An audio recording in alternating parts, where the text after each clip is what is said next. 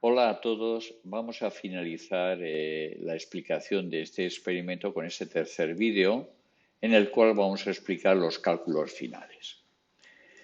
Bien, para recordar qué estábamos haciendo, estamos con la isoterma de Freundlich y ya sabemos que si aplicamos los logaritmos tenemos esta expresión y nuestro objetivo es representar logaritmo de A frente al logaritmo de C para poder conocer cuánto vale la pendiente y la ordenada de origen y por tanto conocer los parámetros B y K de la isoterma de Freundlich.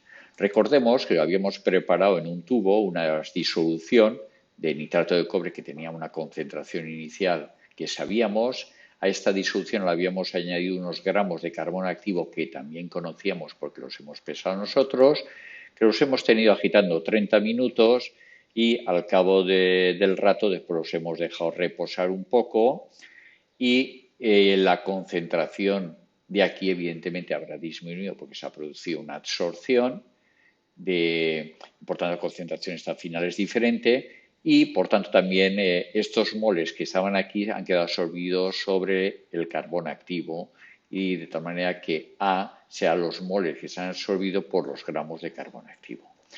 Para poder determinar cuál es la concentración esta, pues hicimos el espectro, usamos el espectrofotómetro para medir la absorbancia de cada una de estas disoluciones pero antes tuvimos que filtrar. He de decir que uno de los problemas prácticos de esta práctica es el filtrado para eliminar el carbono activo. Hay que ir con mucho cuidado en esa fase, que es la que suele dar más problemas.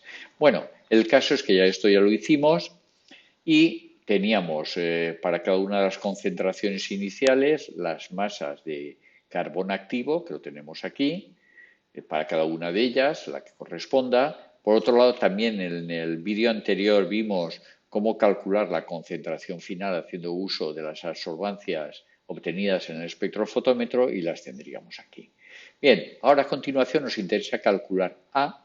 A será muy sencillo porque fijaros, habíamos puesto 20 mililitros de esta concentración, luego 20 minutos pasados a litros son 0,02 multiplicado por la concentración inicial. Esto de aquí son los moles que hay aquí de nitrato de cobre.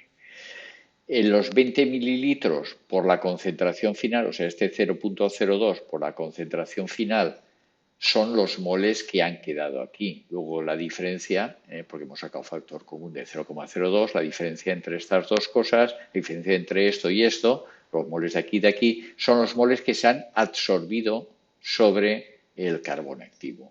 Por tanto, A es estos moles, que son los que se han absorbido, dividido por la masa de carbono activo que hemos puesto.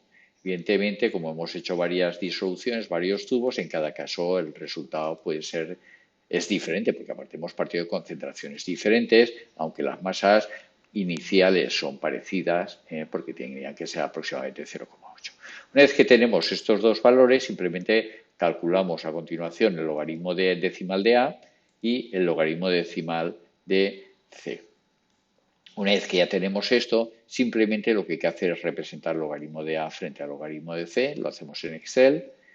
Evidentemente, si nuestro sistema cumple la isoterma de Freundlich, los puntos me tienen que dar una recta. Ya digo yo que uno de los problemas fundamentales es el filtrado del carbono activo y hace que los resultados experimentales no sean muy finos. O sea, esto es muy idealizado. Realmente los puntos se pueden ir un poquito para arriba o un poquito para abajo. Bien, a continuación, haciendo una regresión lineal, obtendremos la línea que se ajusta mejor a estos puntos con su ecuación. Entonces, ahí estaría la línea y aquí tendríamos la ecuación donde en el caso del Excel M sería un valor y N en vuestro caso sería otro. Estos son números en vuestro cuando hagáis el experimento vosotros. Bien, pues simplemente ahora ya sabemos que B es que el logaritmo de K es la ordenada en el origen, o sea que este número será el logaritmo de K, por tanto podemos determinar cuánto vale K y la pendiente será B, la pendiente de esta recta. O sea, el numerito que me salga aquí será precisamente B. Y con esto damos por acabada la explicación.